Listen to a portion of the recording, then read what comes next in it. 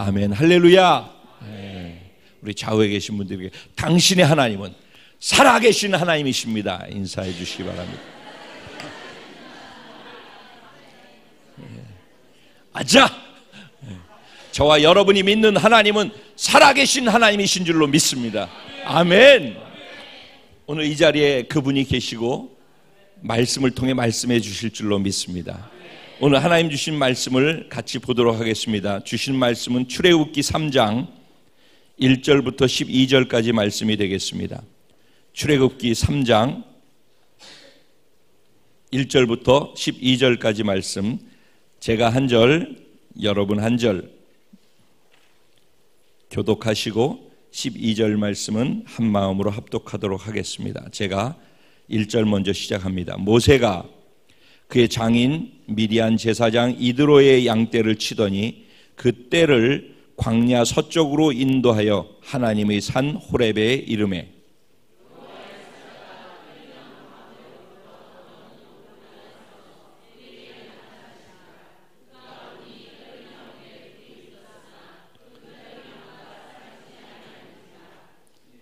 이에 모세가 이르되 내가 돌이켜 가서 이 큰 광경을 보리라.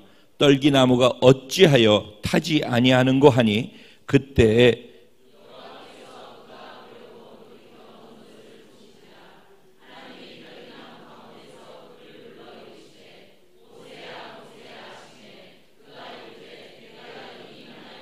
하나님이 이르시되 이리로 가까이 오지 말라. 내가 선 곳은 거룩한 땅이니 내 발에서 신을 벗으라.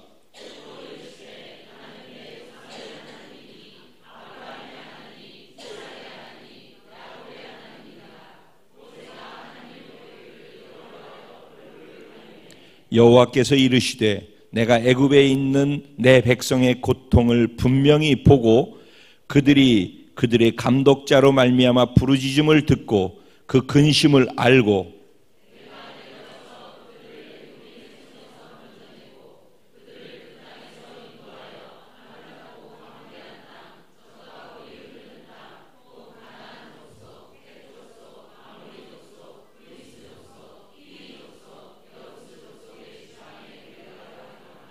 이제 가라.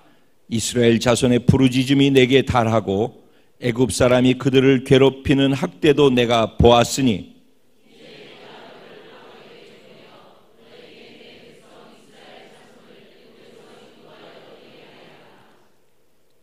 모세가 하나님께 아뢰되 내가 누구이기에 바로에게 가며 이스라엘 자손을 애굽에서 인도하여 내리이까. 다 같이 하나님이 이르시되 내가 반드시 너와 함께 있으리라. 내가 그 백성을 애굽에서 인도하여 낸 후에 너희가 이 산에서 하나님을 섬기리니 이것이 내가 너희를 보낸 증거니라. 아멘. 오늘 이 말씀을 가지고 타지 않는 불붙은 떨기나무, 바로 당신입니다. 이런 제목으로 주신 은혜를 나누기 원합니다. 제목이 복잡하고 좀 어렵죠? 안 어려운가요? 이 제목의 의미가 무엇인지 생각해 보셨습니까? 주일날 오시면은 여러분 주보를 받으시고 제목을 찬양하면서 제목을 보시고 오늘 이 제목의 뜻이 무엇인지 제목을 이해하려고 하나님 지혜를 주십시오 이렇게 기도하시면은, 그리고 그 제목 속에서 오늘 본문을 읽을 때 이 본문을 읽으면서 이 제목과 본문과 무슨 의미가 있을까? 이 본문을 통해서 이 제목이 어떻게 나올 수 있을까? 무슨 얘기를 하시려고 하나님께서 오늘 이 제목을 정하셔서 우리에게 이렇게 말씀하려고 하실까 하는 마음을 가지고 읽고 또 그런 가운데 말씀을 듣게 되면은 좀 더 말씀을 들을 때 집중해 들을 수 있고 또 깨달을 수 있고 공감할 수 있는 그런 폭도 넓어질 수 있게 되리라고 생각을 합니다. 우리 초등학생 우리 지체들 한 주간 잘 지냈어요? 얘들아, 니네들 얘기야 지금. 잘 지냈어요? 잘 지냈지? 그래. 대답을 참 잘해줘서 너무 고마워. 성경 물어볼 때마다 대답을 참 잘해줘서 목사님이 얼마나 고마운지 모르겠어. 그래. 우리가 지난번에 구약을 진행하면서 말씀을 나눴지만 성경에 대해서 전체를 볼 수 있는 어떤 성경 공부도 아닌 것이 성경 공부인 것 같은 것이 그러면서 왔어요. 그렇죠? 그래서 우리 초등학교 아이들한테도 말씀을 그림으로 입체적으로 이렇게 보이는구나라고 볼 수 있게 해드리고 싶었었어요. 그래서 지금 우리가 어디까지 갔었죠? 지난번에 아브라함이 이삭을, 그리고 이삭이 야곱을 낳고 야곱에서 계속 오래 있었죠. 예배에 대해서 얘기하느라고. 그래서 결국 야곱이 언제까지 갔어요? 12자녀를 낳고, 그리고 70명이 요셉이 있는 곳으로 가서 애굽 땅에서 특별히 어느 땅으로 갔죠? 고센 땅으로 들어갔죠. 고센 땅에서 70명이 살기 시작했어요. 거기까지 얘기했었죠? 거기까지 기억이 나요? 예원이 기억나니? 기억나 안 나? 기억 안 나? 했었어. 네. 그래서 애굽 바로 왕이 있는 그 애굽 나라에 고센이라고 하는 기름지고 풍요로운 땅을 받아서 그곳에 70명이 정착을 했어요. 야곱과 야곱의 그 가족들이. 그리고 난 다음에 430년이 지난 후의 이야기가 오늘 우리에게 주어지는 것입니다. 그런데 그 사이에 어떤 일이 있었냐면은 요셉이를 알고 있는 애굽의 왕은 요셉 때문에 나라가 살았고 요셉이 얼마나 하나님 안에서 지혜를 받은 사람인지를 알기 때문에 요셉을 높여서 국무총리로 두고서 계속 있었잖아요. 그렇죠? 그래서 그 나라 사람들은 다 요셉을 알았어요. 그리고 왕은 왕이지만은 사실은 모든 통치를 요셉이 하도록 요셉한테 통치권까지도 거의 넘겨주다시피 했었기 때문에 그 애굽에 있는 모든 백성들은 요셉을 알았어요. 그리고 요셉의 가족들이 왔다라는 것도 알고 가족들도 존중하고 존경해주는 그런 시간들이 있었어요. 그런데 시간이 가기 시작했어요. 10년, 20년, 30년 지나면서 요셉을 알고 있는 왕이 죽게 되어져요. 그리고 세월이 계속 흘렀어요.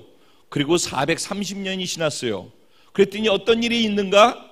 70명으로 시작했었는데 남자 장정들만 60만 명이 되어지고 아이와 어른 그리고 그 노약자들까지를 모두 다 포함해가지고 250만 명에서 300명이라고 하는 많은 숫자로 70명이 불어나게 되어졌어요. 430년이라는 시간 속에서 하나님은 그 430년이라는 시간 속에 애굽에 그들을 두시면서 하나님의 관점을 먼저 말씀드리는 거예요. 하나님은 그들을 애굽에다 두면서 하나님의 나라, 하나님의 백성들을 만들려고 했던 거예요. 그래서 나라에는 뭐가 있어야 된다고 말씀드렸었죠? 하나님의 주권이 있어요. 통치의 주권이 있어야 된다고 그랬죠? 두 번째 뭐가 있어야 된다고 그랬죠? 백성들이 있어야 된다고 그랬어요. 그리고 세 번째 뭐가 있어야 되죠? 땅이 있어야 되는 거예요. 근데 아직 땅은 주어지지 않았는데 하나님께서 약속한 땅은 있어요. 지금 아직 그들의 소유는 되지 않았죠. 그리고 백성을 만드는 과정이 430년 동안 있은 거예요. 그래서 하나님은 미리 말씀하셔요. 약속을 언약을 하실 때 내가 너를 복주고 복줄 것이다 라고 말씀하고 너 자손들이 번창하게 될 것이다 다 말씀하시면서 그런데 그 백성들이 이방인에게로 잡혀가서 그곳에서 4대가 지나고 난 다음에 다시 돌아오게 될 것이다 라고 하시는 말씀을 전에 제가 말씀을 전할 때 했었어요. 하나님께서 그것을 미리 말씀을 해 놓으셨다라는 걸 얘기했었어요. 그러니까 4대가 지날 때까지는 그들이 돌아올 수 없는 거예요. 하나님이 계획 안에 있기 때문에 그 4대가 지나는 동안에 무엇이 이루어지라고 한 거라고요? 백성들을 만드는 과정이 있었던 거예요. 우리 이것을 놓치지 말아야 합니다. 이건 굉장히 중요한 포인트예요, 지금. 그러니까 하나님이 역사를 운행하시는 관점이라는 거예요. 근데 그 큰 사대가 지나고 430년이 지나간 동안에 이 이스라엘 백성들 70명이 250만 300만이 되기까지 과정 속에는 어떤 일이 있었습니까? 하나님의 뜻은 그랬는데 그 과정 속에서 어떤 일이 있었습니까?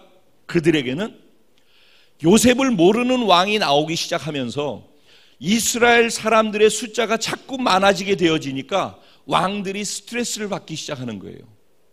야, 이거 잘못하다가 애국 우리나라 사람들보다도 얘네들이 숫자가 더 많아질 것 같은데, 이렇게 얘네들이 숫자가 많아지고 힘이 세지면은 만약에 다른 나라가 쳐들어왔을 때 얘네들이 반란을 일으켜서 쳐들어온 나라하고 같이 연합을 해버리게 되면은 우리는 그냥 얘네들 때문에 망하는 것이 되지 않겠는가라는 생각을 한 거예요, 애국 왕이. 그리고 그 생각이 들어온 순간 두려움이 들어오니까 그 두려움은 그 왕의 생각을 완전히 바꾸게 만들었어요. 그렇다면은 이들을 편안하게 지내게 만들면 안 되겠다. 얘네들을 노예로 만들어서 이 많은 인원을 우리를 대적하는 힘이 아니라 우리에게 필요한 것들을 할 수 있는 쓸모있는 존재들로 만들어야 되겠다. 그래서 노예로 만들어버렸어요.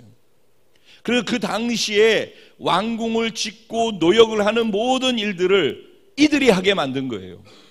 그래서 지금 우리가 그 애굽에 가면, 이집트에 가면은 우리 그 예전에 성지순례 다녀오신 분들 이집트에 갔을 때 우리가 봤던 게 뭐가 있었죠? 피라미드 있었죠. 또 뭐가 있었죠? 스핑크스 있었죠. 어마어마하죠, 규모가. 그러죠? 그리고 야, 이거 지으려면 엄청나게 힘들었겠다라는 생각을 했었어요. 그걸 누가 지었어요? 이스라엘 백성들이 노예로 있으면서 그 어마어마한 돌들, 큰 것들을 다 만들고 벽돌들도 싸가지고서 그거 다 한 거예요, 이스라엘 백성들이. 그러니까 얼마나 힘들었겠어요, 그들이. 그래서 이제는 너무너무 지치고 힘드니까는 울부짖는 거예요. 430년이 지나고 난 다음에 그들이 여기까지 찼어요, 이 고통스러움이. 하나님, 하나님의 백성들을 살펴주십시오. 하나님, 우리를 살려주십시오. 당신의 백성들이 고통하고 있는데 이대로 두지 마십시오. 절규하면서 하나님을 찾았던 거예요.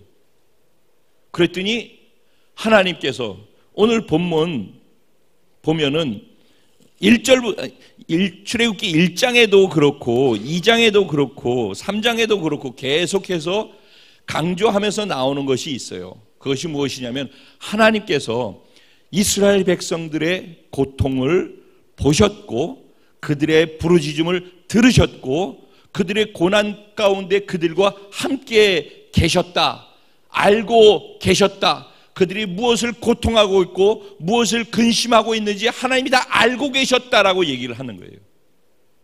하나님이 알고 계셨다. 그래서 3장 우리가 지금 읽었는데 3장 전에 2장의 23절부터 보면 이렇게 나와 있어요. 여러 해 후에 애굽 왕은 죽었고 이스라엘 자손은 고된 노동으로 말미암아 탄식하며 부르짖으니 그 고된 노동으로 말미암아 부르짖는 소리가 하나님께 상달된지라 그랬어요. 그리고 24절에 하나님이 그들의 고통 소리를 들으시고 하나님이 아브라함과 이삭과 야곱에게 세운 그의 언약을 기억하사, 그리고 25절에 하나님이 이스라엘 자손을 돌보셨고 하나님이 그들을 기억하셨더라 그랬어요. 자, 이스라엘 백성들이 고통 속에 있었어요. 그리고 하나님 그걸 보고 계셨고 들으셨고 그들이 아파하는 그 중심 가운데 계셨어요. 그리고서 뭐라고 하셔요? 지금 24절 25절에 보면 하나님이 그의 조상들과 약속했던 언약, 4대 만에 돌아오게 하겠다라고 했던 그 언약을 어떻게 했다고요? 기억하셨더라. 하나님이 기억하시고 하나님의 때가 되면은 하나님은 그때 움직이기 시작하십니다. 그 하나님의 때가 되기까지 하나님이 계획해 놓으신, 아까 큰 그림 얘기했죠 제가? 하나님의 나라를 위한 하나님의 백성들이 70명에서 300만 명이 되기까지 그 시간 동안을 하나님은 기다리셔야 했던 거예요. 하나님의 나라의 관점으로 우리는 보는 겁니다 지금. 그런데 그 일을 하고 그 일이 되어지기까지 이스라엘 백성들 안에는 어떤 일들이 있었다고요? 고통하고 어려워하는 일들이 있었다는 거예요. 자, 우리의 삶으로 이렇게 대입을 시켜볼까요? 우리 하나님의 자녀들이에요. 그렇죠? 그리고 우리는 하나님의 백성들입니다. 그럼 우리들은 하나님 어떤 하나님이라고요? 하나님이 당신을 지극히 사랑하십니다. 하나님 사랑의 하나님이에요. 믿으십니까? 정말 믿으십니까? 네. 그 하나님이 나와 함께 하시는 하나님이에요. 나를 아시고 나를 보배롭게 여기시고 나를 눈의 눈동자보다도 더 귀하게 여기시고 나를 지키시고 보호하시고 인도하시는 하나님이에요. 우리는 늘 설교를 이렇게 듣습니다. 내 삶에서 하나님은 나를 사랑하시기 때문에 나와 함께 하시고 나의 모든 필요를 채우시고 그렇게 하시는 하나님이라고. 그래서 우리는 그 하나님 뭐라고 불러요? 좋으신 하나님. 그래서 하나님 어떤 하나님? 사랑이 많으시고 좋으신 하나님이라고 그래요. 그런데 그 좋으신 하나님이 당신의 백성들, 당신의 자녀들이 애굽에서 이렇게 부르짖고 고통하는 가운데 있는데 하나님 그들을 위해서 움직이는 게 없어요. 근데 오늘 성경은 뭐라고 그래요? 하나님이 다 아신대, 다 들으신대, 그 고통 가운데 함께 계시대. 그래서 안 믿는 분이나 믿는 분 가운데에서 이런 부분들에 대해서 생각하시는 분들이 하나님 좋으시다며, 좋으신 하나님 어떻게 그럴 수 있어? 우리 인간들도 자식이 아픈 거 보고 힘든 거 보면은 아프진 것 때문에 힘들어하고 아프지 않게 하려고 어떻게 해서든지 하고 그게 우리들이 인간들인데 우리도 하물며 그런데 하나님이 어떻게 우리가 힘들어가 아파하는 그 자리에 함께 있다 그러면서 가만히 지켜보고 있어. 이렇게 얘기를 해요. 그런데 하나님 사랑이시고 우리와 함께 하시는 건 맞아요. 그리고 하나님께서 우리의 필요를 채우신 분인 것도 맞아요. 근데 하나님께서는 온 우주 만물을 하나님의 큰 계획 안에서 움직이고 계신 거예요. 하나님은 하나님의 나라의 관점, 전에 한번 얘기 나눴죠. 하나님의 나라의 관점에서 이 모든 세계를 운행하고 계셔요. 그리고 우리가 너무너무 힘들어하는 이 시간은 한순간에 찰나간에 눈 깜짝할 사이에 지나가는 세월이에요. 그리고 영원이라고 하는 것이 무엇인지 우리들은 사실 감도 잘 못 잡아요. 영원한 세계가 있다는 것에 대해서 깊이 생각을 안 해요. 요새 우리 훈련하고 있죠. 훈련해보니까 어때요? 쉬워요? 어렵죠. 생각을 많이 하게 되죠. 자기를 자꾸 들여다보고 직면하게 되죠. 그리고 자기에 대해서도 생각하게 되고 하나님의 말씀에 대해서도 자꾸 생각하게 되죠. 그게 복입니다. 생각을 안 하고 설교만 듣다가 그냥 가고 아무 생각 안 하고 그 순간에 받은 은혜만 가지고 또 나가고 생각 없이 살면은요 변하는 게 아무것도 없어요. 생각을 해야지 돼요. 그래서 너희가 예수를 그리스도를 깊이 생각하라. 하나님 우리에게 그렇게 말씀하시는 하나님 깊이 생각해야 돼요. 하나님 깊이 알아가야지 돼요. 하나님의 말씀을 이렇게 하실 때 왜 이렇게 말씀하시는지 그 하나님이 말씀하신 속마음이 무엇인지 오늘도 본문 말씀이 있다 그러면 이 본문 말씀 속에서 이 본문을 통해서 하나님은 뭐를 우리에게 전하고 싶어 하시는지 그런 것들을 깊이 생각해야 하는 거예요. 그래야 그 말씀대로 내가 생각한 대로 따라갈 수가 있어요. 쉽고 편안하고 가볍게 단순하게 해가지고서는 변화라고 하는 부분을 그리고 하나님의 그 진짜 속에 있는 그 마음을 잘 모르기 때문에 이렇게 겉돌아요. 겉돌아. 내가 정말 하나님 마음 중심으로 들어가서 하나님이 무엇을 원하시는지를 알고 움직일 필요가 있는 것이죠. 그래서 하나님은 우리 영혼에 관심이 있어요. 영혼에. 하나님은 뭐에 관심이 있다? 우리의 영원한 세계에 관심이 있어요. 그리고 하나님은 두 번째 무엇에 관심이 있다? 하나님은 우리의 영혼에 관심이 있어요. 하나님 우리 영혼이 잘 되기를 원하셔요. 영혼의 세계 속에서는 우리의 영혼이 중요하기 때문에 그래요. 영혼이 잘 돼야지 삶의 범사가 잘 되는 것도 강건한 것도 의미가 있는 거예요. 영혼이 잘 되지 못한 가운데에서 이 땅의 삶이 잘 된다, 그리고 건강함이 계속해서 유지된다, 그런데 영혼은 피폐하다, 그거는 복이 아니에요. 그래서 하나님은 우리의 영혼이 잘 되길 바라고, 영원의 우리의 영혼이 잘된 가운데 영원의 세계 속으로 가서 계속 잘 되기를 바라시는 거예요. 그래서 하나님은 영원을 단위로 한 순간이 통으로 하나인 분이에요. 우리는 이 말이 이해가 안 돼요. 근데 하나님 그러신 분이란 말이에요. 그러니까 우리의 작은 생각을 가지고 하나님을 우리 작은 생각 속에 넣고 이해하려고 해서 이해가 되질 않아요. 그래서 이런 거예요. 말하자면은, 미안합니다, 화면. 하나님, 우리는 여기 있으면 여기예요. 여기 있으면 여기예요. 여기 있으면 여기예요. 여기 있으면 여기란 말입니다. 그리고 여기 있으면 여기예요. 이게 우리의 세월이에요. 또 여기 있으면 여기예요. 우리는 계속해서 여기 있는 대로 여기라고 생각을 해요. 근데 우리는 그래요. 유한하기 때문에. 근데 하나님은 저기서부터 여기까지가 하나에 하나, 그냥 한순간이고 한 찰나고 그냥 동시란 말이에요. 동시. 그렇기 때문에 하나님은 모르는 게 없으신 거예요. 우리는 저쪽에 있을 때 여기 모르잖아요. 근데 하나님은 한순간에 동시에 다 안 되니까 영원까지를 동시에 하나로 다 알고 계신 분이라니까. 그래서 성경을 볼 때 하나님이 나는 이거다라고 말씀해 놓고 또 이거다라고 말씀하셔. 그럼 전에 이렇게 말씀하셨고 왜 또 이렇게 말씀하시나? 아니 또 이거라고 그러시네. 아니 또 이거라고 그래. 근데 나중에 보면 사랑이야, 이게. 이런 거란 말이에요. 그러니까 하나님은 다 보고 계시다고. 근데 우리는 단편적으로 보는 거예요. 그렇기 때문에 우리가 때로는 이해 안 되는 것들이 있어요. 영원의 관점을 갖고 가는 하나님을, 430년의 관점을 가지고서 이스라엘 백성들을 고센 땅에다가 70명을 데려놓았던 그 하나님의 관점을 우리가 이해하지 못하는데, 어떻게 그 사이에 사람들이 불어나면서 고통하고 이런 어려움들이 생겼을 때 그 어려움을 하나님의 마음으로 이해할 수가 있겠어요. 그러니까 우리는 이런 상황 속에서 하나님이 430년 이미 그렇게 할 걸 약속하고 말씀하셨잖아요. 그 하나님이 왜 그렇게 하시려고 하는지에 대한 그 하나님의 마음을 알아야 한다는 것이에요. 우리는 여태까지 하나님은 좋으신 하나님이라고 들었어요. 좋으신 하나님 맞아요. 전체적으로 놓고 볼 때 좋으신 거예요. 근데 그 순간순간 찰나간에 보면은 내가 때로는 낯설게 느껴지는 것도 있어요. 때로는 내가 고통스럽게 느껴지는 것도 있어요. 그런데도 어떻게 하나님 좋으셔라고 생각할 수 있을 만한 것들도 있단 말입니다. 그런데도 불구하고, 그럼에도 불구하고 하나님은 좋으신 분이라고 내가 믿고 주장할 수 있는 것이 믿음이에요. 왜?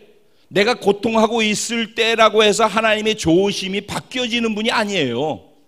하나님 그냥 좋으신 분이에요. 하나님 그냥 선하신 분이라니까. 하나님은 그냥 사랑이시라니까. 왜? 하나님은 불변하시는 분이라니까. 그러니까 우리가 하나님을 제대로 알아야 돼. 하나님은 불변하시는 분이야. 변치 않으셔. 첫째, 하나님 불변하신다, 변치 않으신다. 아멘. 그래서 하나님으로부터 오는 것들이 진리예요. 그래서 말씀이 진리인 거예요. 하나님 불변하신다. 그 불변하신 하나님이 사랑이시다. 그 하나님이 선하시다. 그 하나님이 좋으시다.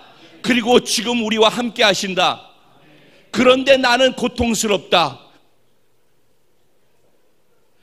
그래도 하나님은 사랑이시다. 왜냐하면은 변치 않으시는 분이니까. 그럼 내가 지금 고통하고 있다? 이 고통 속에는 무언가 하나님의 선하신 뜻과 계획이 있다라고 나는 믿는 거예요. 그러면은 그 믿음대로 되어지는 거예요. 그리고 그 고통 속에서 하나님을 사랑함을 놓치지 않는 거예요. 하나님은 그래도 사랑이시다. 하나님은 그래도 선하시다. 하나님 그래도 좋으시다라고 믿고 고통 속에서도 그 하나님을 붙잡고 하나님과 사랑 가운데 들어가는 거예요. 하나님과 사랑의 관계를 계속 유지하고 놓치지 않는 거예요. 그러면은 하나님을 사랑하는 자, 곧 그 뜻대로 부르심을 입은 자들에게는 모든 것, 지금 내가 고통하고 있는 모든 것들이 합력해서 선을 이루시느니라. 이게 신앙생활인 거예요. 아멘. 오늘 본문 이 얘기하려고 그런 건 아닌데 이 얘기가 중요하게 나왔어요. 필요하기 때문에 나왔다고 생각합니다. 자, 그래서 이스라엘 백성들이 이 상황 속에서 고통하고 있는 거예요. 오늘 본문에 보면은 이제 모세가 나오죠. 모세는 그래서 430년이 되었을 때 하나님이 모세를 준비하기 시작. 400년 좀 될 때부터 모세를 준비하기 시작하셔요. 하나님이 준비하면은 사단도 준비할까요? 안 할까요? 정확한 거예요. 하나님이 준비하면 사단 준비합니다. 하나님이 예수 그리스도 이 땅에 보내셔서 우리를 인류를 구원하시려고 준비하시면은 사단은 예수를 십자가에 못 박아 죽이려는 준비를 하는 것입니다. 하나님께서 출애굽시키기 위해서 모세를 준비하니까 사단은 모세를 죽일 것을 준비하는 것입니다. 그래서 모세가 태어났을 때 그 당시 애굽의 왕이 이스라엘 백성들의 숫자가 많아지니까 이들이 많아지면은 안 되겠다라는 생각 속에서 무슨 명령을 내리죠? 2살 이하의 남아가 태어나면은 다 죽여버려라 그랬어요. 그리고 지금 2살 미만으로 있는 아이들, 남자아이들이 있으면 다 죽여버려라 그렇게 명령을 했어요. 그러니까 모세가 태어나지 못하도록 아예 모세가 이 땅에 발을 딛지 못하게 싹을 잘라버리려고. 예수님 오실 때도 그랬던 거 기억나시죠? 예수님이 탄생하셨을 때도 그랬던 거예요. 똑같은 거예요. 사단은 하나님이 움직이면 사단도 움직이는 거예요. 근데 수가 짧아서 안 되는 것뿐이지. 그래서 모세가 태어나려고 했더니 2살 미만을 다 죽이라고 하고 모세가 태어날 때 아이도 남자아이는 다 죽이라고 했던 거예요. 그런데 히브리 산파들이 아기를 받아주는 산부인과 의사지, 오늘날로 치면은 의사들이 왕의 명령을 어겼어요. 그리고 남자아이들을 다 살려서 숨겨놓았어요. 이유가 무엇이라고 해요? 왕의 명령보다 히브리 산파들이 하나님을 더 두려워하고 경외했기 때문이더라. 그리고 그들이 하나님을 경외했기 때문에 하나님께서 그들의 집을 번창케 하셨더라 그랬어요. 그러면서 그 남자아이들이 계속해서 많아지고 그들은 고통 가운데 있었지만은 그 숫자는 날로 더 번창해졌더라. 고통 가운데 있었지만 그 수는 더 번성해져 갔더라. 이게 1장 2장에 쭉 나오는 내용들이 그런 내용들이에요. 안 들여다봐도 돼요. 이 내용들이 있는 거예요. 그런 가운데에서 모세가 태어났어요. 태어나가지고 아이를 숨겼는데 석 달 동안은 길렀는데 그 다음에는 더 키울 수가 없으니까 아이를 바깥으로 해서 결국 갈대 상자에다가 애굽의 나일강에다가 띄워서 보냅니다. 하나님 책임지십시오. 그런데 나일강가에서 목욕하려고 나왔던 애굽의 왕의 공주가 그 갈대 상자가 지나가는데 애가 우는 소리를 듣고서 그 갈대 상자를 결국은 가지고 와가지고 자기의 자녀로 입양을 시키게 되어지죠.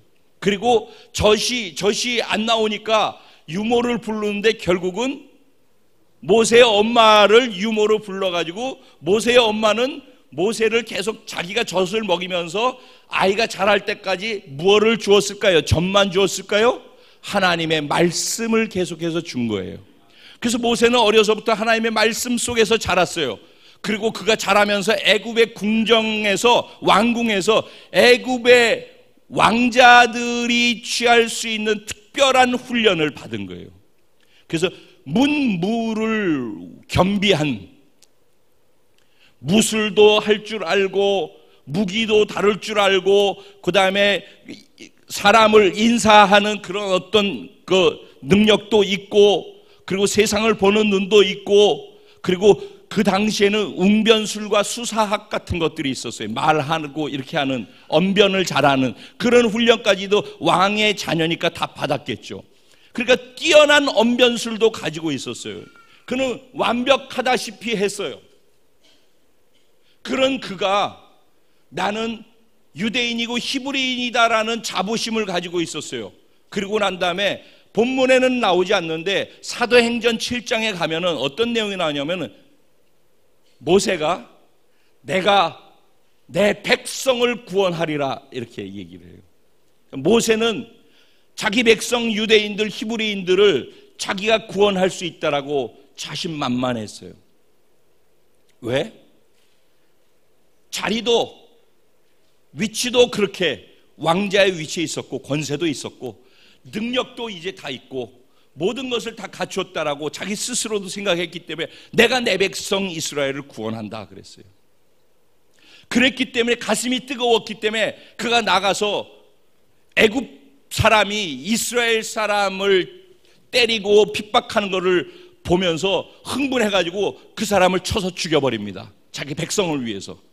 그리고 난 다음에 다음날 가서 보니까 자기 백성들끼리 싸우고 있는데, 야, 노예로 살면서 너희들이 힘을 모아야지 우리끼리 싸우면 되냐라고 해서 화해를 시키려고 했더니, 네가 뭔데? 언제 너한테 그런 주권을 주었는데 우리가? 네가 뭔데 우리 일에 간섭하는 건데? 너 또 내가 이렇게 얘기했다고 나도 쳐가지고 죽여버리고 파묻어 버리려고? 이렇게 얘기를 하는. 그런데 그 소리가 다 들어가가지고 왕한테까지 들어가게 됐어요. 근데 바로 왕이 대노했죠. 어떻게 이런 일이 있을 수 있느냐? 그래가지고 모세를 잡으라는 명령을 내립니다. 그러니까 모세는 갑자기 두려움이 오기 시작했어요.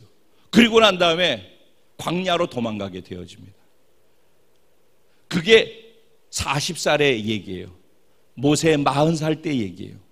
그리고 그때로부터 40년이 지난 게 오늘 본문의 내용입니다. 모세는 광야로 들어가서 광야에서 양치는 그 부족장의 딸 십보라와 만나서 결혼을 하게 되어지고, 그 다음부터는 광야에서 40년 동안 양치기를 하면서 세월을 보내게 되어집니다. 여러분, 아까 제가 하나님께서 이스라엘 백성들을 그 430년 동안에 백성을 만들기 위해서 그 시간을 기다렸다라고 말씀드렸죠. 그런데 이번에는 보세요. 모세를 광야에 40년을 두었잖아요. 그렇죠? 근데 그 40년 광야에 둔 시간이 무슨 시간이었느냐? 사실은 나중에 보면은 이스라엘 백성들을 애굽에서 출애굽시키잖아요. 그렇죠? 그리고서 이스라엘 백성들이 광야에서 몇 년 동안 있었죠? 40년 동안. 이스라엘 백성들 광야 40년 동안에 있을 때 40년 동안 광야에 있었던 모세의 리더십이 나오죠. 왕궁에 있었던 모세는 광야에서 쓸 수 없는 리더십이란 말이에요. 근데 광야에 있었던 모세는 광야에 40년 인도할 수 있는 그런 리더십을 갖게 되는 거예요. 그래서 하나님은 모세가 40년 동안에 고통하는 시간으로 모세 개인적으로는 있었던 시간이라고 볼 수 있겠죠. 그러니까 모세가 생각하면 자기는 하나님 어떻게 나를 여기다 두고 이렇게 있을 수 있어요? 그것도 내가 당신의 백성들, 우리 백성을 위해서 했는데 나는 왜 여기 있어야만 해요? 라고 할 수 있는 시간들이란 말입니다. 그런데 그 시간이 어떤 시간이었다고요? 장차 이스라엘 백성들이 출애굽해서 40년 광야에 있을 때 그 40년을 끌고 갈 수 있는 지도력을 세우기 위한 시간. 그래서 우리는 때로 그것을 광야 학교라고 얘기를 하는 것입니다. 모세는 40년 동안 광야에 있었어요. 그러면서 오늘 본문을 보게 되어지면은 모세는 정말 자기 자신이 이제는 아무것도 할 수 없는 존재가 되었다라고 스스로 인식하게 되어집니다.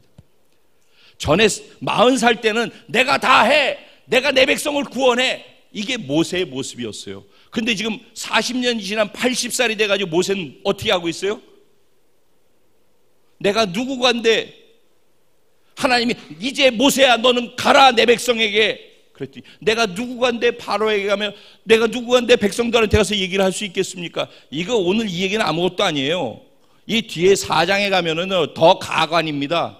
우리 하나님이요, 이 한번 말씀을 읽어보셔요. 하나님이 모세가 또박 대꾸해요. 참 기가 막힙니다.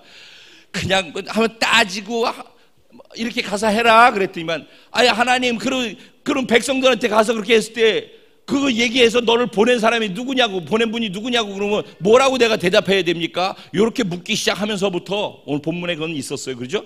묻기 시작하면서부터 그 뒤에 가면은 하나님, 그러면 그 백성들이 만약 가가지고선 나도 그 하나님이 그렇게 하라고 할 때 나 못하겠다라고 한다면 어떡합니까? 그랬더니 하나님께서 또 기적을 막 보이셔요.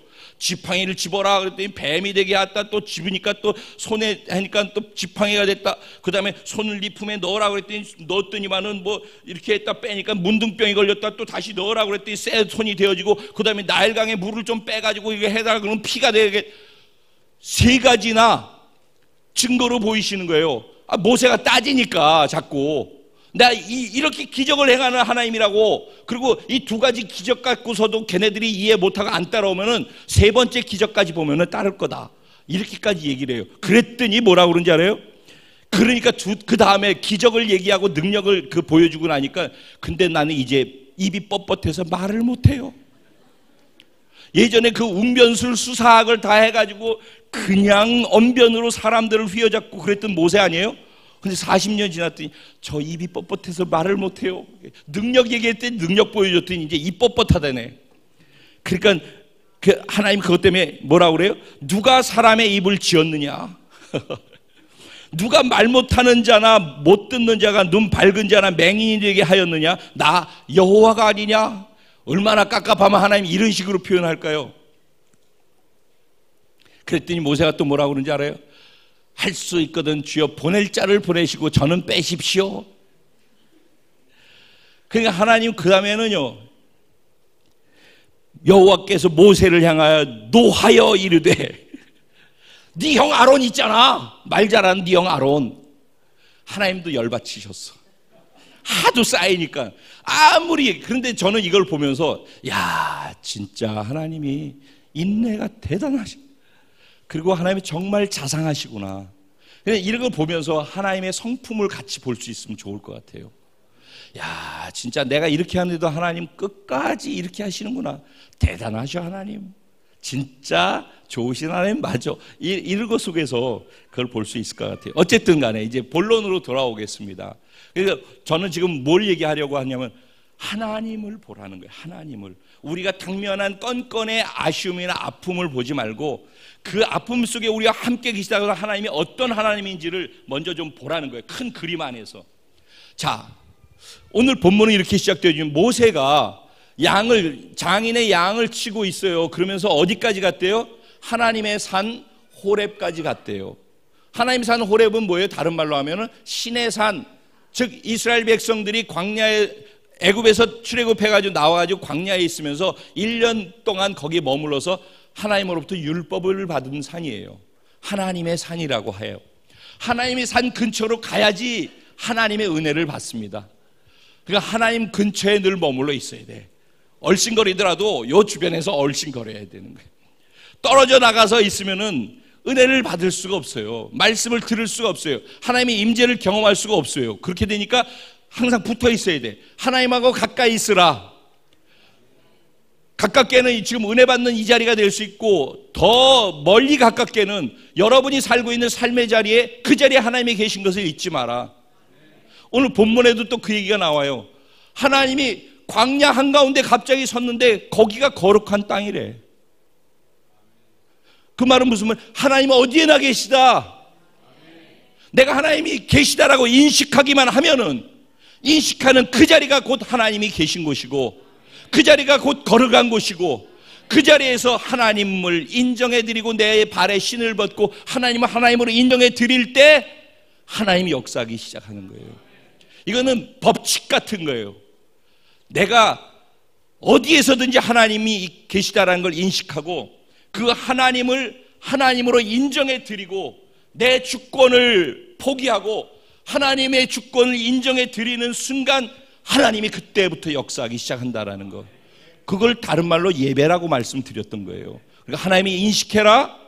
그리고 하나님께 반응해라. 순종으로. 그걸 권리 포기라고 하기도 하고, 또 다른 말로 최근 요새 계속 얘기하고 있는 주권을 하나님께 드리는 것을 얘기하는 거예요. 네. 자, 이제 다시 원점으로 돌아옵니다. 오늘 본문의 내용. 그래서 양을 치고 있는데 지나가는데 떨기나무에 불이 붙은 거예요.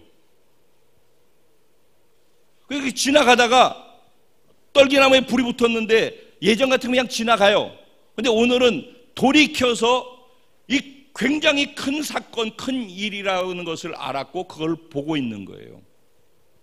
그때 하나님께서 모세야 모세야 하고 부르시거든요. 자, 여기에서 여러분 떨기나무에 대해서 잠깐 이 본문을 이해하려면은 떨기나무를 이해를 해야 되거든요. 떨기나무는요 그냥 가시덤불 같은 그런 거예요. 그래서 지푸라기 이렇게 뭉쳐 있는 것 같은 그런 느낌을 생각하면 돼요. 바짝 말라가지고 있는 그런, 낮게 이렇게 해가지고 덤불처럼 되어 있는 가시덤불 같은 그런 거란 말이에요. 근데 사막은 온도가 얼마나 높은지 아시죠? 그냥 돋보기 갖다 이렇게 하면은 불이 붙죠. 그런 것처럼 사막은 자체적으로 너무 뜨겁기 때문에 사막의 열이 내리쬐이는 태양열 아래서는요, 이 떨기나무가 그냥 불이 붙어버려요. 그래서 이렇게 떨기나무는 가다 보면, 사막에 가다 보면 너무 열을 많이 받은 떨기나무는 그냥 그 자리에 붙었다가 그 자리에서 사라져 버려요. 이게 사막의 떨기나무예요, 사실은. 그리고 떨기나무는 굉장히 흔해요, 사막에.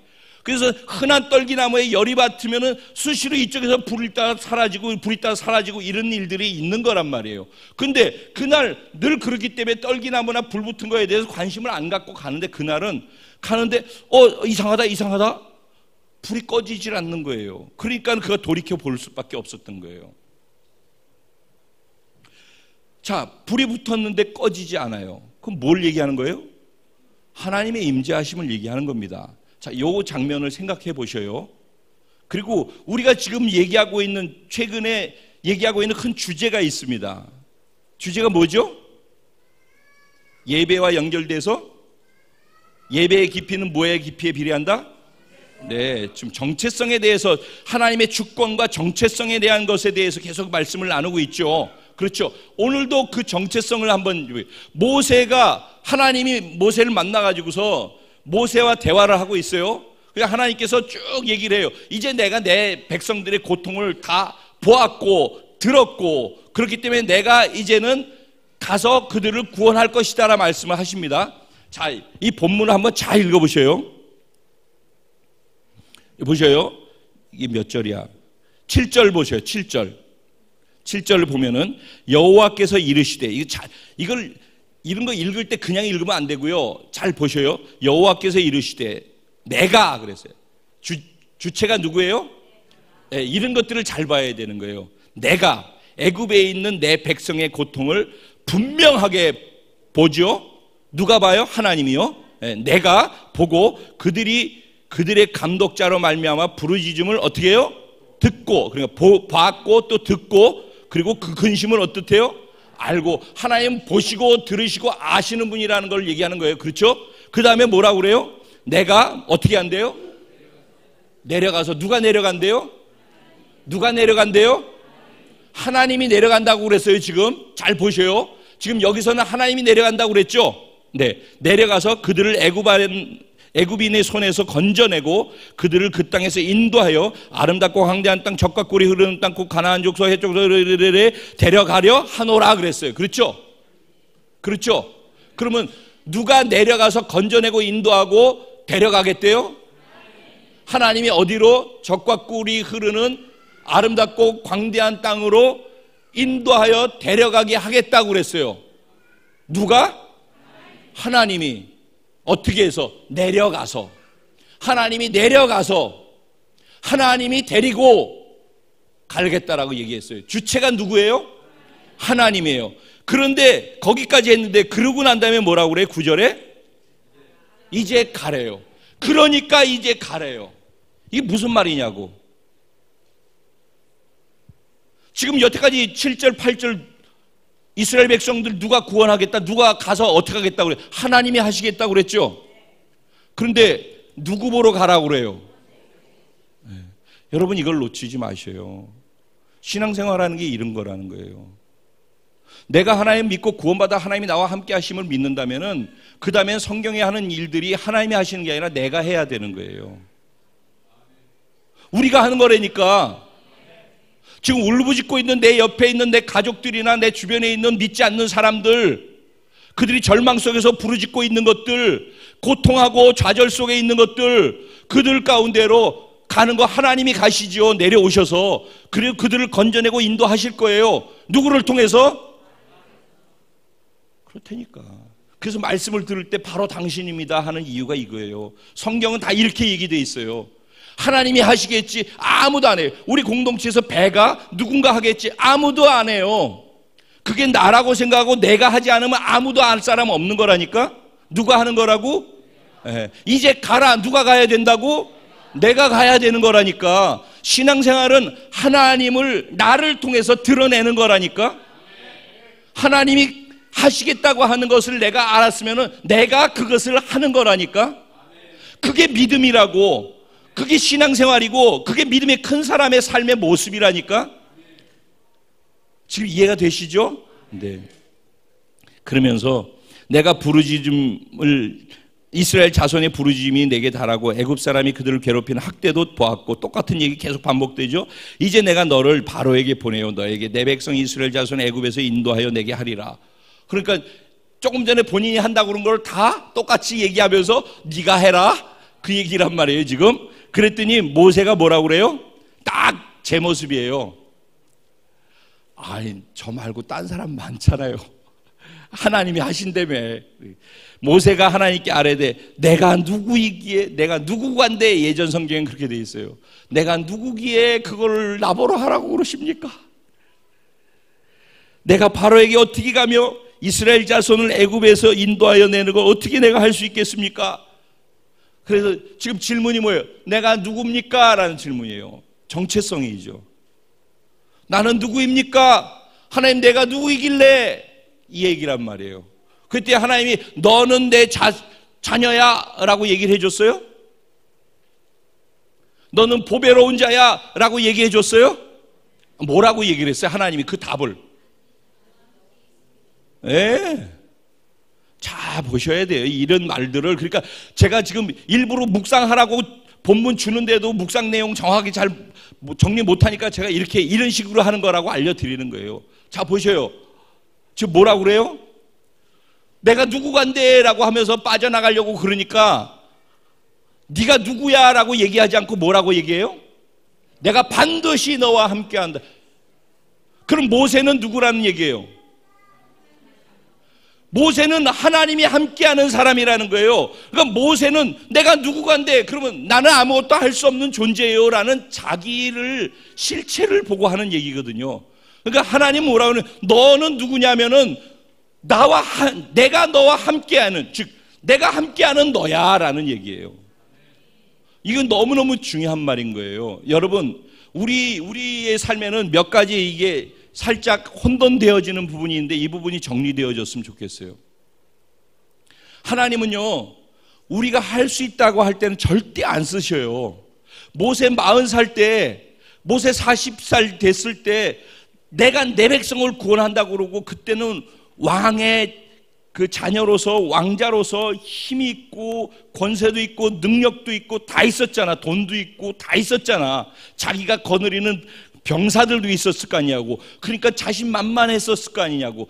그때 내가 내 백성 구원하겠습니다라고 할 때는 하나님이 안 쓰신다니까. 여러분, 우리가 내가 자신 있다고 할 수 있다라고 하죠. 하나님 절대 안 씁니다. 내가 뭐 할 수 있다 절대 안 씁니다. 40년 동안 꺾어져서 나는 아무것도 할 수 없어요 라고 할 때까지, 그게 4년이면 좋고 4시간이면 제일 좋아, 4분이면 제일 좋고 4초면 더 좋아. 아무것도 할 수 없어요 라고 될 때, 진짜 말이 아니라 립서비스가 아니라 진짜 그렇게 된 사람을 찾고 계시다니까.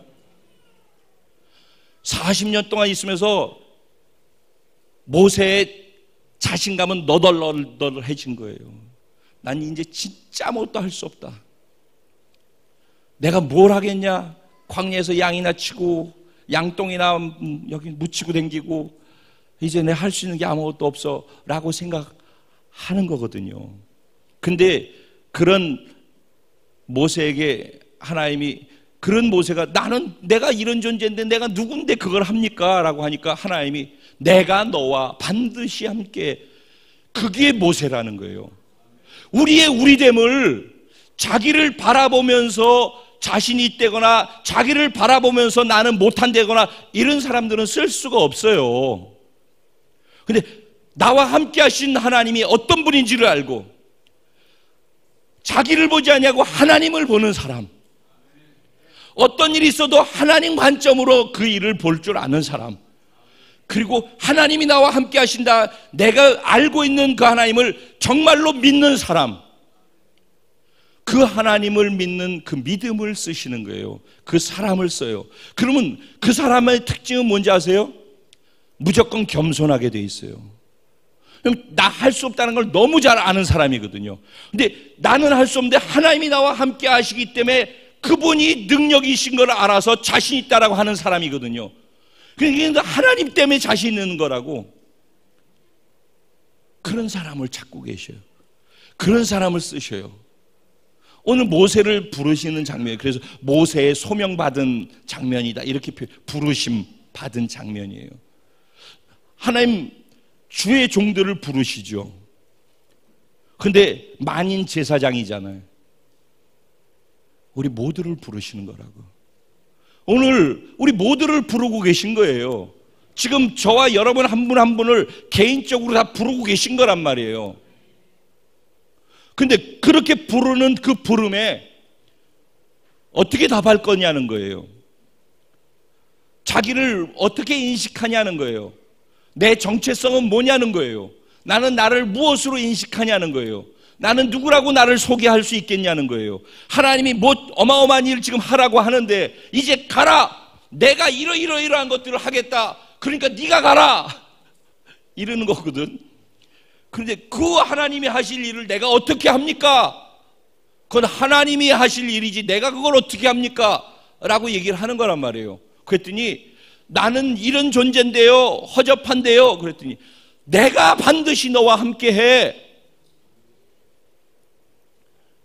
자, 이제 그러면 그 하나님은 어떤 하나님이냐는 거예요. 이스라엘의 고난과 고통 가운데 함께 하시면서 보고 듣고 알고 계시는 하나님. 그 하나님이 어떤 하나님인가? 오늘 본문에 보면은 그 뒷절에 보면은 그들이 만약에 누가 보내서 왔냐고 그럴 때 저는 누구라고 얘기를 합니까? 라고 했을 때 하나님이 자기를 스스로 소개해요. 뭐라고 소개하죠? 나는 스스로 있는 자니라. I am who I am. 나는 그냥 존재하는 자야.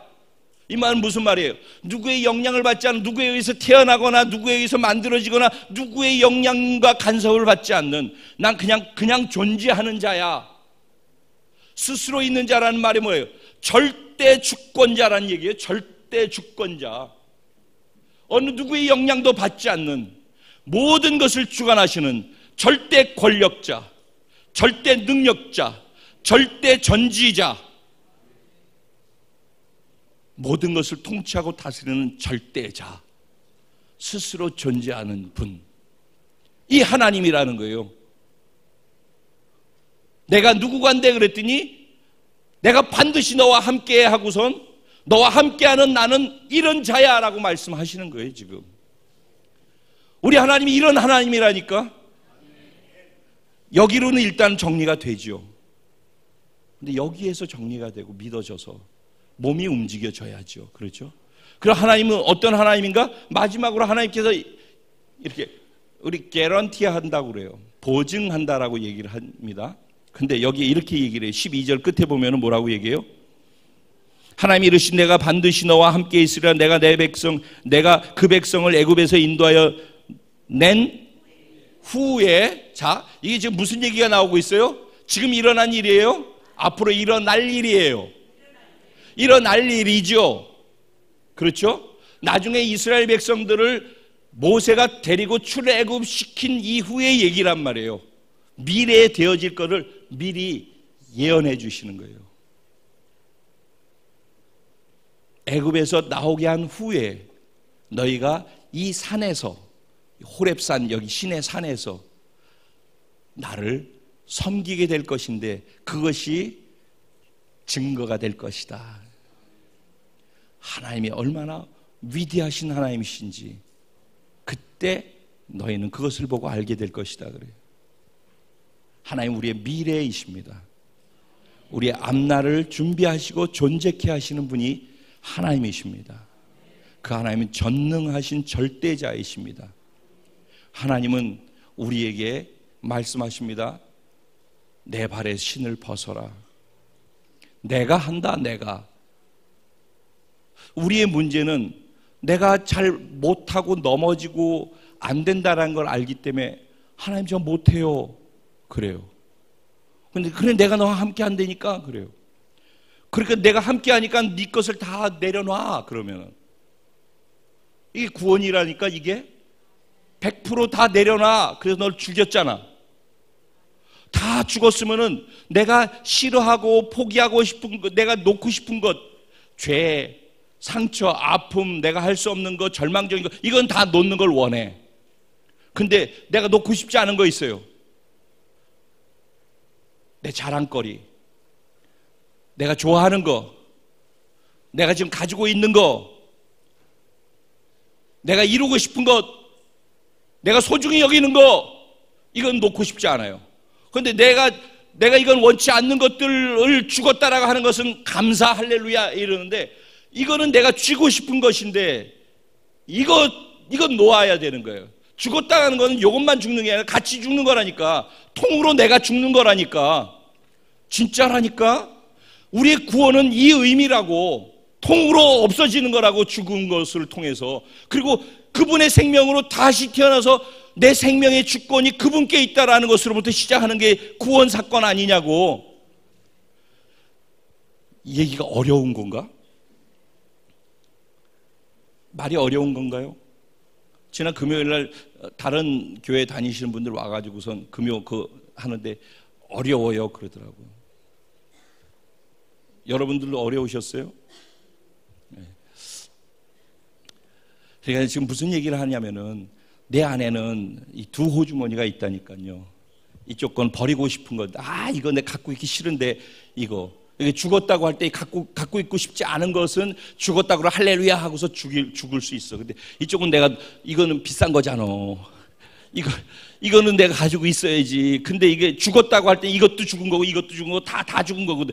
갖고 싶지 않은 것을 죽은 것이 좋은데, 갖고 싶은 것을 죽었다라고 하는 것을 못 넣기 때문에 권리 포기가 안 된다는 얘기예요.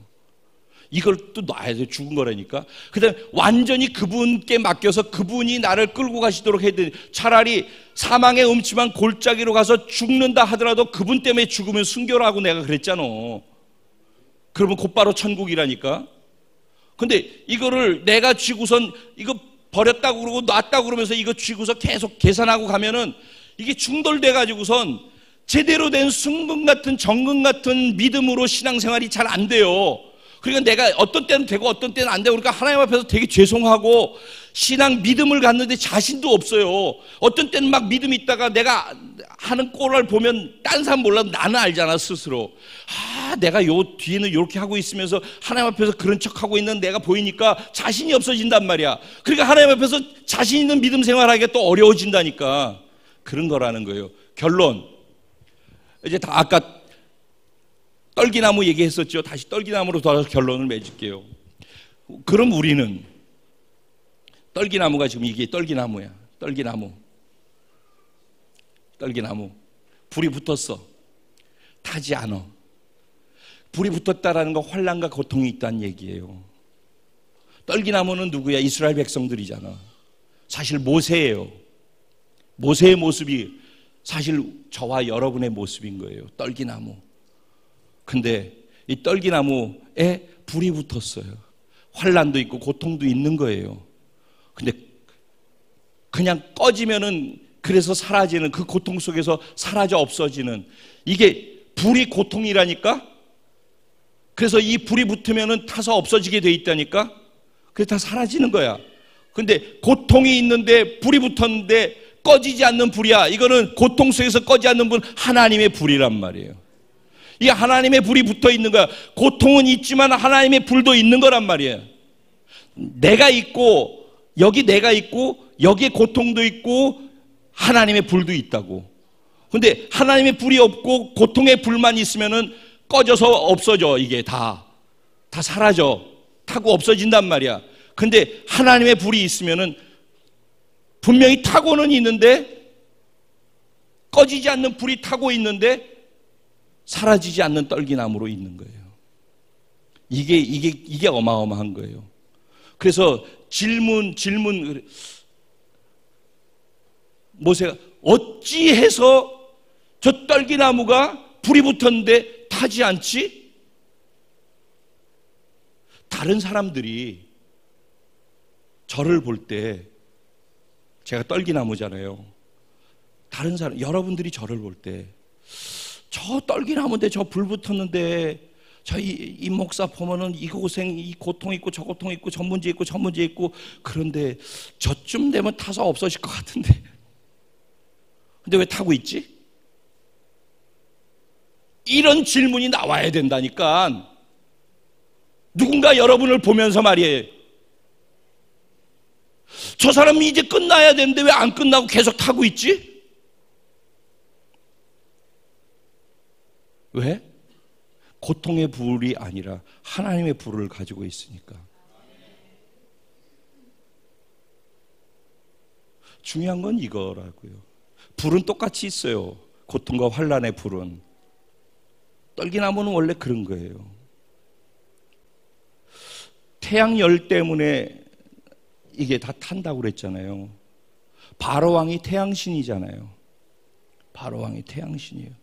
그래서 바로왕, 애굽의 바로왕 태양신이 명령 한마디 하니까 2살 이하의 어린아이들 다 죽어 넘어가잖아요. 그들이 감당할 수가 없어요. 그냥 태양열이 비치면 타서 없어지는 거라니까. 그게 떨기나무들이야. 우리 이 땅에 고통의 불이 우리 가운데 환난의 불이 고난의 불이 오면은 우리 타서 없어지게 돼 있다니까. 그게 우리야. 그런데 그 고통의 불, 고난의 불이 있는 그 가운데 하나님의 불과 함께 있는 사람은 불 가운데 타지 않는다니까. 할렐루야. 다니엘과 세 친구들이 그랬잖아. 불 가운데 있으나 타지 않잖아. 떨기나무 불 가운데 있으나 타지 않잖아요. 이유는 뭐예요? 내가 누구간데 내가 반드시 너와 함께해. 하나님이 함께하는 사람. 이 떨기나무가 무엇을 의미해요? 십자가 나무를 얘기하는 거예요. 십자가 나무. 십자가 나무에 예수님만 매달려서 나를 위해 죽었다고 생각하는 사람과 나도 함께 예수님과 매달려서 함께 죽었고 이제는 예수와 함께 부활해서 예수의 삶을 내가 믿음으로 살아가라 하니까 가서 그 일들을 행하는 사람들, 부활의 예수의 생명으로 살아내는 사람들, 그게 바로 타지 않는 불붙은 떨기나무라 이런 얘기입니다. 오늘 십자가까지 연결을 했어요. 그러면 성찬을 하려고 해요. 그러면 이제 결론에서 나는 타는 불 고통 가운데 살고 있는가?